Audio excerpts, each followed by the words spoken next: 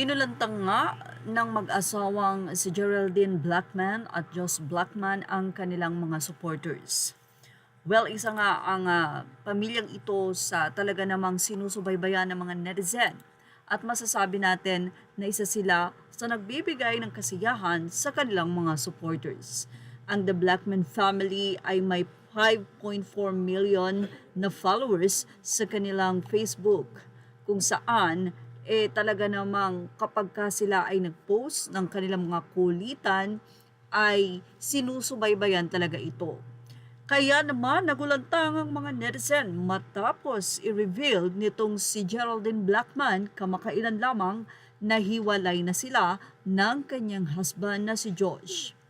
Narito po ang buong pahayag ni Geraldine.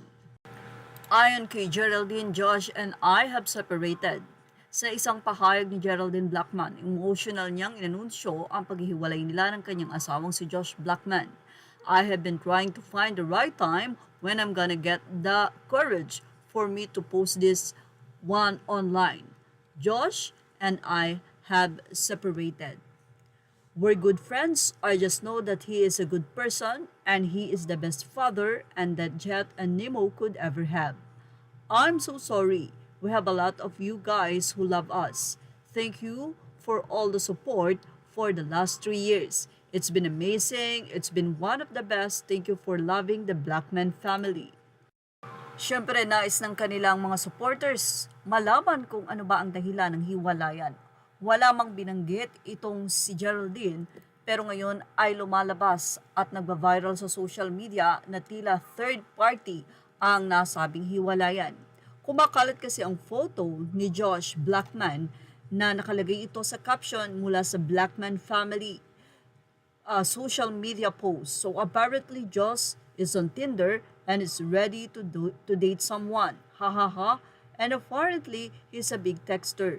Loves to drive, go to the gym sometimes. So funny. Anyway, a good friend sent me this last night and it just made my night. Isang netizen naman ang nakapansin na tila may problema na nga before pa. Dahil nakalagay dito or maybe it's true kasi wala si Josh nung Valentine's kahit bulaklak wala siyang in-upload at ang mga upload niya sa TikTok and Instagram niya wala na si Josh. Puro throwback na lang pinupost niya. Is it really true? Kung totoo man talaga marami ang malulungkot na followers niyo. Dito na nga lumabas ang mga text messages para kay Geraldine kung saan sinasabi tila ng kanyang mga kaibigan or sino man to na pinapacheck nila ang phone ni Josh dahil mayroon daw itong Tinder. Ito ay December 22, 2024. Sis, you need to look in your man's phone ASAP, I'm just saying. Oh, a bad sign. If it's real, I hope it's not. But how can get the private picture like selfie picture? Lol. Maybe he's looking for someone who isn't constantly focused on creating content. Napagod na nga ba itong si Josh Blackman? Ganun pa man kung mahal mo ang pamilya mo, kahit anong pagod ay titiisin mo dahil ito'y para rin sa inyo. Yan ang ating Showbiz Snap Update. Thank you for watching. Images are all credit to the rightful owners. Please like, share, and subscribe.